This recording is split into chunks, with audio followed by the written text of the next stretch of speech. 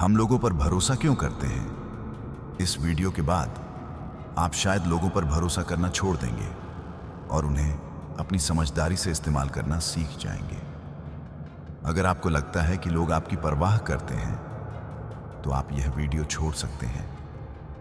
इससे पहले कि हम इस गहरे विषय में उतरें, मैंने इस वीडियो को 3 हिस्सों में बांटा है ताकि आपको साफ साफ समझ में आए कि हम अपने इमोशंस को कैसे कंट्रोल कर सकते हैं और दूसरों को कैसे समझ सकते हैं। पहला हिस्सा, हम जानेंगे कि यह दिमागी तरकीब क्या है, कैसे काम करती है और यह आपकी सोच से भी ज्यादा ताकतवर क्यों है। दूसरा हिस्सा, हम इसके गहरे पहलू को देखेंगे, वो बातें जिनके बारे में कोई बात नहीं करता। यहां हम लोगों को समझने और प्रभावित करने की रणनीतियां सीखेंगे।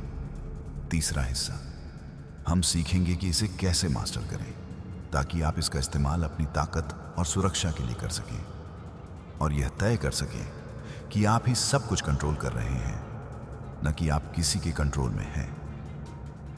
तो चलिए, मैं आपको एक ऐसे दिमागी फंक्शन से मिलवाता हूं जिसे बहुत कम लोग सही मायने में इस्तेमाल करते हैं। अपने सोचने के तरीके के बारे में सोचना। यह सुनने में थोड़ा अजीब लग सकता है ना? चलिए इसे आसान भाषा में समझते हैं। ज्यादातर लोग पहली लेवल की सोच में अटके होते हैं। उन्हें कोई एहसास होता है और वे तुरंत रिएक्ट कर देते हैं। गुस्सा आया तो चिल्ला दिया, नर्वस हुए तो काम टाल दिया, कॉन्फिडेंस आया तो बोल पड़े। लेकिन एक मास्टरमाइंड दूसरी लेवल की सोच पर काम करता है। वह सिर्फ महसूस नहीं करता, वह खुद को महसूस करते हुए देखता भी है। वह तुरंत एक्शन नहीं लेता, बल्कि सवाल करता है, मैं ऐसा क्यों करना चाहता हूं? क्या यह एहसास मेरी मदद कर रहा है या नुकसान पहुंचा रहा है? अगर मैंने अभी यह बात सामने वाले को बोल दी तो आगे क्या होगा? यही फर्क है एक आम इंसान और एक शतरंज के खिलाड़ी में। एक ऐसे इंसान में जिसे खेला जाता है और एक ऐसे में जो खुद खेल खेलता है। अगर आपको यह जानकारी पसंद आ रही है तो वीडियो को लाइक करना न भूलें और चैनल को सब्सक्राइब करें ताकि आप ऐसी और भी दिलचस्प बातें सीख सकें। अपने इमोशंस को कंट्रोल करने से पहले उन्हें समझना बहुत जरूरी है। ज्यादातर लोग इमोशनल ऑटो पायलट पर जीते हैं। गुस्सा, डर, शर्म या झुंझुलाहट आती है और वे तुरंत रिएक्ट कर जाते हैं। कोई रुकावट नहीं, कोई सोच विचार नहीं, बस एक्शन। अक्सर हमारा किया गया एक्शन बाद में पछतावे का कारण बनता है। लेकिन एक मेटाकॉग्निटिव थिंकर, यानी वो इंसान जो अपने सोचने के तरीके के बारे में सोचता है, कुछ अलग करता है। वह एक कदम पीछे हटता है। वह उस इमोशन को देखता है, उसमें डूब नहीं जाता। वह सिर्फ यह नहीं पूछता, मैं क्या महसूस कर रहा हूं। वह पूछता है, मैं ऐसा क्यों महसूस कर रहा हूं? और सबसे जरूरी, क्या यह जो मैं महसूस कर रहा हूं वह असली इमोशन है भी या नहीं?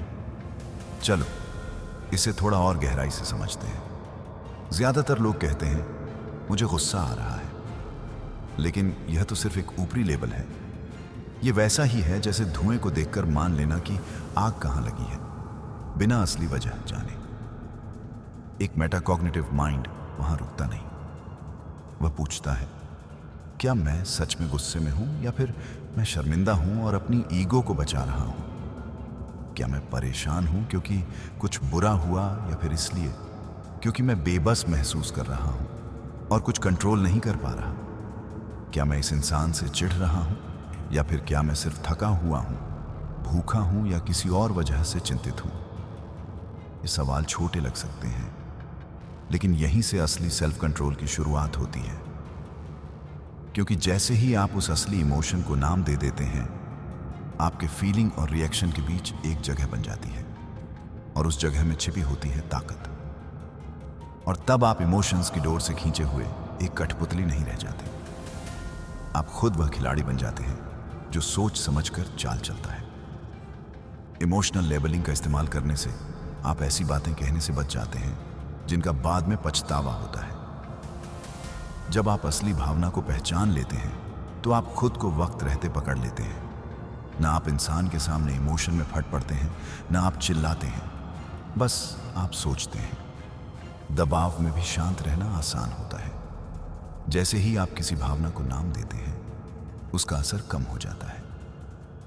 यहां तक कि बस इतना कहना मुझे बहुत ओवरवेल्म लग रहा है आपके दिमाग के समझदार हिस्से को एक्टिवेट कर देता है।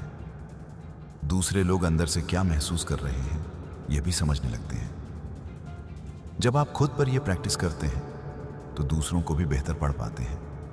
जो इंसान गुस्से में दिख रहा है वह शायद डर के मारे ऐसा कर रहा है। जो इंसान दूर दूर है वह शायद शर्म महसूस कर रहा है। यह समझ सिर्फ लोगों से जुड़ने का जरिया नहीं है, यह आपको दूसरों को प्रभावित करने की ताकत देता है। इस वीडियो पर कमेंट करके बताएं कि आपने कब अपने इमोशंस को कंट्रोल किया और उसका क्या नतीजा निकला। तो चलिए एक छोटी सी एक्सरसाइज करें। लेबल इन लेयर्स।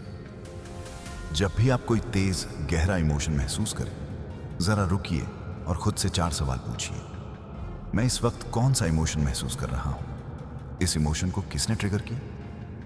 क्या यह सच में वही इमोशन है जो मैं सोच रहा हूं, या इसके पीछे कोई और छुपा हुआ एहसास है? इस भावना के पीछे कौन सी अधूरी जरूरत या कोई गहरा विश्वास काम कर रहा है? अगर आप यह रोज यहां तक कि सिर्फ 30 सेकंड के लिए भी करें तो आपको यकीन नहीं होगा कि आपके पास कितना ज्यादा कंट्रोल आ जाता है। ध्यान रखिए, जिन इमोशंस को आप नाम नहीं देते वो आपको कंट्रोल करते हैं, और जिन इमोशंस को आप पहचान लेते हैं वह आपकी बात मानते हैं। यही है मास्टरमाइंड का पहला कदम। आपके विचार सिर्फ बैकग्राउंड में चल रही आवाज नहीं है, वो ब्लूप्रिंट्स हैं जिनके हिसाब से आपका दिमाग जिंदगी बना रहा है। और अगर आप इन पर ध्यान नहीं दे रहे तो आपका मन एक ऐसी जिंदगी बना देगा जो आपकी खुद की चुनी हुई नहीं है, बस बाहर से मिली हुई है, दूसरों से उठाई हुई है या कहीं से इंस्टॉल हुई है। इसीलिए थॉट ट्रैकिंग यानी अपने विचारों को ट्रैक करना मेटाकॉग्निशन का एक बेहद जरूरी हिस्सा है। क्योंकि ज्यादातर लोग अपने विचार सोचते नहीं, वह तो उन्हें ऐसे ही रिसीव करते हैं जैसे दिमाग में आ रही ऐसी नोटिफिकेशंस जिन्हें उन्होंने कभी सब्सक्राइब ही नहीं किया। आप अपने आप से बोलते हो, मैं काफी अच्छा नहीं हूं, यह काम मुझसे नहीं होगा, उन्हें शायद मैं पसंद ही नहीं हूं, कोशिश करने से भी क्या होगा अगर फेल हो गया तो। और सबसे खतरनाक बात, वो इन विचारों को सच मान लेते हैं। उन्हें लगता है कि अगर मैं ऐसा सोच रहा हूं तो यह सही ही होगा। लेकिन अब ध्यान से सुनिए, यह है मेटाकॉग्निटिव ट्रुथ। हर सोच आपकी अपनी नहीं होती, हर सोच सच नहीं होती, और हर सोच आपकी अटेंशन लायक नहीं होती। सोचो जैसे आपने अपने दिमाग में एक सिक्योरिटी कैमरा लगा दिया हो। अब आप किसी भी सोच को यूं ही अंदर नहीं आने देते कि वह आपके दिमाग के लेआउट को चेंज कर देता है। आप उस सोच की आईडी को चेक करते हैं। इसी तरह आपको अपने इमोशंस के साथ करना है। जब भी आपके इमोशंस उफान पर हों, रुकिए और पूछिए, मैं इस वक्त क्या सोच रहा हूं? यहीं से शुरू होती है अवेयरनेस। जैसे ही आप किसी सोच पर रोशनी डालते हैं, वही पल होता है बदलाव का। क्या यह सोच मेरे लिए मददगार है या नुकसानदायक? चाहे यह सच्ची सी लग रही हो, क्या यह मेरे किसी काम की है? क्या यह सोच किसी फैक्ट पर टिकी है या सिर्फ डर पर? डर पर आधारित जो सोच होती है उसे आपका दिमाग बढ़ा चढ़ा कर आपको दिखाता है। बार बार दोहराई जाने वाली और इमोशनली भारी सोच आपको कंट्रोल करती है, जबकि फैक्ट पर आधारित सोच आपको एक अलग ही माइंडसेट देती है, शांत और स्थिर। अब मान लीजिए एक सोच आपके मन में आती है, मैं इतना अच्छा नहीं हूं कि यह काम कर सकूं। अधिकतर लोग इस सोच को अंदर तक ले लेते हैं, उसे सच मान लेते हैं, बिना यह समझे कि वह बस एक मेंटल रिफ्लेक्स है, यानी दिमाग की आदत। लेकिन एक मास्टरमाइंड रुकता है, एक कदम पीछे जाता है और खुद से पूछता है, यह विश्वास आया कहां से? क्या किसी ने मेरे बचपन में यह बात कह दी थी? क्या यह फेल होने से या फेल होने के डर से मेरे अंदर इंस्टॉल हो गया? मेरे पास क्या सबूत है कि मैं यह नहीं कर सकता? और यहीं पर यह छोटा सा सवालों का सिलसिला एक बहुत बड़ी ताकत बन जाता है। यह उस मेंटल लूप को तोड़ता है, उस स्पाइरल को धीमा करता है और उस बेकार सोच को एक समझदारी भरी पसंद में बदल देता है। अब जानते हैं कि यह क्यों काम करता है।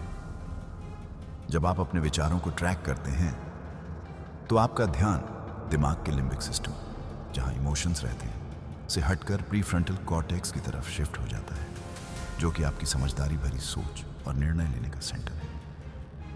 इससे आपके और आपकी सोच के बीच दूरी बनती है और उस दूरी में ही छिपी होती है आपकी आज़ादी। अब आप वह सोच नहीं रहे हैं, आप उस सोच को देख रहे हैं, और जो देखने आपको सोचने की ज़रूरत है वही तय करता है कि आगे क्या होगा। बोनस टेक्निक, थॉट जर्नल, यानी दिन के अंत में बस एक काम करें। एक नकारात्मक या सीमित करने वाली सोच को लिख लें जो आपने आज खुद में नोटिस की। अब उसे तोड़ें। यह सोच कहां से आई? कौन से सबूत इसे सपोर्ट करते हैं? कौन सी सच्चाई इसे काटती है? अब मैं कौन सा नया विश्वास चुन रहा हूं? धीरे धीरे यह प्रैक्टिस आपके दिमाग की वायरिंग बदल देती है। आप अनजाने डर से नहीं बल्कि जागरूक रणनीति से चलने लगते हैं। अगर आपको यह वीडियो पसंद आ रहा है तो इसे अपने दोस्तों के साथ शेयर करें और चैनल को सब्सक्राइब करना ना भूलें। अब बात करते हैं स्ट्रेटेजिक ऑब्जर्वेशन की कला की। ज्यादातर लोग बातचीत में ऐसे घुसते हैं जैसे आंखों पर पट्टी हो। वो शब्द तो सुनते हैं लेकिन उनका असली मतलब नहीं समझते। टोन पर रिएक्ट करते हैं लेकिन इरादा समझ नहीं पाते। चेहरे देखते हैं लेकिन उस मुस्कान के पीछे की सच्चाई नहीं देख पाते। लेकिन एक मेटाकॉग्निटिव माइंड ऐसा नहीं करता। वह सिर्फ बातचीत में हिस्सा नहीं लेता, वह ऑब्जर्व भी करता है। इसे कहते हैं स्ट्रेटेजिक ऑब्जर्वेशन, जहां आप अपनी जागरूकता को 2 स्टेप में बांटते हैं। स्टेप 1, आप पूरी तरह से बातचीत में शामिल हैं, बोल रहे हैं, सुन रहे हैं, एक्सप्रेस कर रहे हैं। स्टेप 2, आप चुपचाप सब कुछ एक सोशल चेस बोर्ड की तरह देख रहे हैं, और यहीं से असली गेम शुरू होता है। अब आप क्या क्या नोटिस करने लगते हैं? माइक्रो रिएक्शंस, आंखों में एक हल्की सी झलक, जबड़ा भींचना, होठों के कोने में हल्की हरकत, ये सब रियल टाइम इमोशनल लीक्स होते हैं। हेजिटेशंस, जवाब देने से पहले रुकना, आवाज की रफ्तार में बदलाव, ये संकेत होते हैं अंदरूनी टकराव या धोखे के। पावर मूव्स, कौन बात काट रहा है, कौन किसे कॉपी कर रहा है, कौन पास आ रहा है और कौन दूर हो रहा है। इमोशनल ट्रिगर्स, कुछ शब्द या टॉपिक पर जो प्रतिक्रिया जरूरत से ज्यादा तेज हो जाए, वहां कोई दबी हुई कमजोरी होती है जो या तो ठीक हो सकती है या इस्तेमाल की जा सकती है। नकली मुस्कान, जबरदस्ती की हंसी, ज्यादा सफाई देना, यह सब बेचैनी, अपराध बोध या छिपे हुए इरादों के संकेत होते हैं। लेकिन यह क्यों काम करता है? यह सब क्योंकि आपके दिमाग में एक कमाल की चीज है जिसे साइकोलॉजिस्ट कहते हैं थ्योरी ऑफ माइंड, यानी वह काबिलियत जिससे आप दूसरों के मन में क्या चल रहा है उसे समझ सकते हैं। वह क्या सोच रहे हैं, क्या महसूस कर रहे हैं। लेकिन दिक्कत यह है कि ज्यादातर लोग इसको अनजाने में यूज करते हैं। उन्हें सिर्फ इतना लगता है कुछ तो गड़बड़ है, लेकिन क्यों वो नहीं जान पाते। पर जैसे ही आप मेटाकॉग्निशन अपनाते हैं, ये अंदर की हलचल आपके लिए एक हथियार बन जाती है। अब आप लोगों को वैसे नहीं देखते जैसे वह दिखते हैं, बल्कि वैसे देखते हैं जैसे वह हैं। चलिए इसे एक रियल लाइफ एग्जाम्पल से समझते हैं। आप एक मीटिंग में हैं, आपने कोई आइडिया दिया और सामने वाला उस पर कुछ ज्यादा जोर से हंस देता है। ज्यादातर लोग या तो साथ में हंस देंगे या शर्म से पीछे हट जाएंगे। लेकिन एक स्ट्रेटेजिक ऑब्जर्वर क्या करता है? वह सोचता है यह मजाक नहीं था, यह डोमिनेंस का दिखावा था ह्यूमर के नाम पर। तो अब वह इमोशनली रिएक्ट नहीं करता, वह खेल का रुख मोड़ देता है, फोकस शिफ्ट करता है, अपनी वैल्यू बढ़ाता है और बिना उस गेम में उतरे गेम जीत लेता है। अब तक आपने देखा कि मेटाकॉग्निशन कैसे इंसान को शांत, फोकस्ड और ताकतवर बनाता है। लेकिन अगर कोई इसे सहानुभूति के बिना यूज करे तो, जब उसका मकसद लोगों को समझना नहीं बल्कि उन्हें इस्तेमाल करना हो, तब एक मास्टरमाइंड मॉन्स्टर में बदल जाता है। मॉन्स्टर की ताकत, इमोशनल एनालिसिस एक हथियार के रूप में मैनिपुलेटर्स मेटाकॉग्निशन का यूज ऐसे करते हैं जैसे कोई वैज्ञानिक हो। वो आपकी भावनाओं को औजारों की तरह देखते हैं, आपकी प्रतिक्रियाएं पढ़ते हैं, आपकी कमजोरियां पहचानते हैं और आपके सबसे गहरे डर को एनालाइज करते हैं। फिर करते हैं 3 में से कोई एक काम, इस्तेमाल करना, आपको ऐसा महसूस कराना कि आपकी कोई वैल्यू ही नहीं, ताकि आप उनसे वैलिडेशन मांगते रहें। उदाहरण, तुम्हें समझेगा भी कौन? सिर्फ मैं हूं जो तुम्हें जानता हूं। तुम इतने टूटे हो कि कोई और तुम्हें प्यार नहीं करेगा। यहीं रहो जहां मैं तुम्हें कंट्रोल कर सकूं। सुनने में लग सकता है प्यार करता है, पर असल में वो है एक पिंजरा। ट्रिगर करना, आपके अंदर छुपे सबसे बड़े डर को आपके सामने खड़ा कर देना, ताकि आप डर के मारे जैसा वह चाहे वैसा ही करें। मिरर करना, वो आपकी तरह महसूस करने का नाटक करते हैं ताकि आप सोचें यह इंसान मुझे समझता है, पर सच्चाई कुछ और ही होती है। वह बस आपका दरवाजा खोल रहे हैं ताकि अंदर आकर आपको कंट्रोल कर सके। आइडिया बिना बोले दिमाग में डालना। आपने ये पॉलिटिक्स में देखा होगा, एडवर्टाइजिंग में, रिलेशनशिप्स में, पर पहचान नहीं पाए क्योंकि यह इस तरह से डिजाइन किया जाता है। एक मैनिपुलेटर कभी सीधा नहीं कहता ऐसा करो। वह बस आपकी सोच को ऐसे मोड़ देता है कि आप खुद कहें मुझे लगता है यह मेरा ही आइडिया था। इसलिए खुद से पूछिए, क्या मैं सोच रहा हूं या मुझसे सोचवाया जा रहा है? इसके पीछे एक गहरा पहलू भी है। चलिए इसे भी जानते हैं, कैसे इन दिमागी चालों से खुद को बचाया जाए और कैसे उन्हें सकारात्मक प्रभाव में बदला जाए, जहां मॉन्स्टर आपकी बॉडी को नहीं, आपका दिमाग हाईजैक करता है। आइडियाज आपकी सोच में धीरे धीरे बो देना। मैनिपुलेटर्स आपको कुछ कहकर कंट्रोल नहीं करते। वो छोटे छोटे इशारों, घुमावदार सवालों और बार बार दोहराव से एक आइडिया बोते हैं। उदाहरण, वो सीधे नहीं कहेंगे तुम्हें अपने दोस्त से रिश्ता तोड़ देना चाहिए। वो कहेंगे कमाल है ना। लोग कितनी बार उन लोगों से जुड़े रहते हैं जो उन्हें सच में सपोर्ट भी नहीं करते। मैं तो कभी नहीं कर पाता ऐसा, पर हाँ, हर कोई अलग होता है। अब उन्होंने बीज बो दिया और जब आपके मन में वह विचार पनपेगा तो आप ही उसे पानी देंगे, ये सोचकर कि यह मेरी ही सोच थी। साइलेंस भी एक चाल होती है। मैनिपुलेटर्स की सबसे कम आंकी गई ताकत होती है सोची समझी चुप्पी। इस साइलेंस में कोई सुकून नहीं होता। ये वो मौजूदगी होती है जो आपको असहज बनाती है, आपको दोषी महसूस कराती है, आपको भ्रमित छोड़ देती है। कैसे?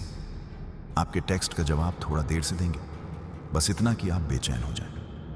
आपकी बात पर घूरते रहेंगे, कुछ कहेंगे नहीं, और आप खुद ब खुद ज्यादा बोलने लगेंगे। धीरे बोलेंगे, लंबे पॉजेस लेंगे जिससे आप खुद ही सब उगल दें। आपने कोई पर्सनल बात शेयर की, वो बस चुप है, आपको देख रहे हैं। अब आप खुद ही बड़बड़ाने, अपनी बात से पलटने, माफी मांगने लगते हैं। पावर अब उनके पास है। आप खुल चुके हैं और उन्होंने अभी तक एक शब्द भी नहीं कहा। कभी कभी सबसे ताकतवर चाल होती है कुछ न कहना। अगर आपको यह वीडियो पसंद आ रहा है तो इसे लाइक करें और चैनल को सब्सक्राइब करना न भूलें। आपके कमेंट्स हमें और बेहतर वीडियो बनाने में मदद करते हैं। और अब आते हैं मॉन्स्टर की अगली चाल पर, कमजोर बनने का नाटक, ताकि वह आपको और भी गहराई से कंट्रोल कर सके। अब मिलिए सबसे खतरनाक चाल से, मासूम बनने का नकाब, कमजोरी की नकली चादर। सब मॉन्स्टर्स ताकतवर नहीं दिखते, कुछ विक्टिम बनने का मास्क पहनते हैं। ये लोग आपकी सहानुभूति को ही अपना सबसे बड़ा हथियार बना लेते हैं। कैसे? अपनी दुख भरी कहानियां बताएंगे ताकि आप उन पर भरोसा करें। खुद को बेबस दिखाएंगे ताकि आप उनकी मदद करें। कहेंगे किसी ने कभी मुझे सच में नहीं समझा। अब आपके अंदर एक इच्छा जगेगी, उन्हें साबित करना है कि आप अलग हैं। आप समझ सकते हैं, लेकिन यह सब एक चाल है। वे इमोशनल जानकारी इकट्ठा कर रहे हैं, आपको धीरे धीरे इमोशनली कर्जदार बना रहे हैं। और फिर एक दिन, तुमने मुझे कैसे दुख पहुंचाया जबकि मैंने तुमसे सब कुछ शेयर किया था। अब आप खलनायक बन चुके हैं और वह अब भी डोरियां खींच रहे हैं। जब आप खुद को बाहर से देखने लगते हैं तो आपका प्रीफ्रंटल कॉर्टेक्स एक्टिव होता है, यानी आपका सोचने और निर्णय लेने वाला दिमाग। यह आपको तुरंत रिएक्ट करने से रोकता है और आपको रणनीति बनाने में मदद करता है। जब आप कंफ्यूज्ड या इमोशनल हो, अपने दिमाग में पूछिए, वह अभी क्या महसूस कर रहा है? वह ऐसे क्यों रिएक्ट कर रहा है? उसे इस पल में सच में क्या चाहिए? हां, खुद को वो कहिए, तीसरे व्यक्ति की तरह। उदाहरण के लिए, मैं इस प्रेजेंटेशन को लेकर डर रहा हूं, या वह इस प्रेजेंटेशन को लेकर घबरा रहा है। क्यों? क्या वह तैयारी पर भरोसा नहीं कर रहा, या वह बस वैलिडेशन चाहता है? ये छोटा सा बदलाव बड़ा फर्क बनाता है। आप सोच से एक कदम पीछे हट जाते हैं और पावर की पोजीशन में आ जाते हैं। कोई साधु या वैज्ञानिक बनने की जरूरत नहीं, बस रोज की जागरूकता, रोज की प्रैक्टिस और थोड़े टूल्स, और आप बन जाते हैं मास्टरमाइंड जिसे कोई मैनिपुलेट नहीं कर सकता। जब आप यह सब कर लेते हो तो आप जॉन लिबर्ट की तरह सोचने लगते हो। तुमने देखा होगा कोई इंसान बार बार अप्रूवल मांग रहा है, लेकिन आप उस पर रिएक्ट नहीं करते। इसके बजाय तुम कॉन्फिडेंस दिखाते हो, छोटे वैलिडेशंस देते हो और धीरे धीरे ग्रुप डायनामिक को लीड करने लगते हो। लेकिन ऐसा क्यों? क्योंकि अब तुम गेम के पीछे देख पा रहे हो। इसके लिए कुछ स्टेप ले सकते हो। रुक कर देखो क्या चल रहा है अंदर। लेबल करो, क्या मैं सच में गुस्से में हूं या मैं असुरक्षित हूं। सवाल करो, क्या यह मेरे बचपन का विश्वास है या किसी ने मुझे यह सोचने पर मजबूर किया। सोचो, रिएक्ट नहीं करूंगा। अब मैं मोहरे नहीं चला रहा, मैं बोर्ड देख रहा हूं जिसने गेम को बनाया है। रिफ्लेक्ट करो, आज किसने मेरे बटन दबाने की कोशिश की और मैं कैसे शांत रहा।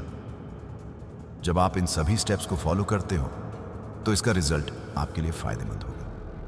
आप मानसिक रूप से शांत महसूस करोगे, आपके इमोशंस आपके कंट्रोल में होंगे, आप रणनीतिक रूप से खतरनाक हो जाओगे। अब कोई तुम्हें प्रेडिक्ट नहीं कर सकता, अब कोई तुम्हें प्रोवोक नहीं कर सकता, अब कोई तुम्हारे साथ गेम नहीं खेल सकता। अब खेल के रूल्स और खेल तुम्हारे कंट्रोल में होंगे। इस वीडियो को लाइक करें, चैनल को सब्सक्राइब करें और अपने विचार कमेंट सेक्शन में जरूर बताएं।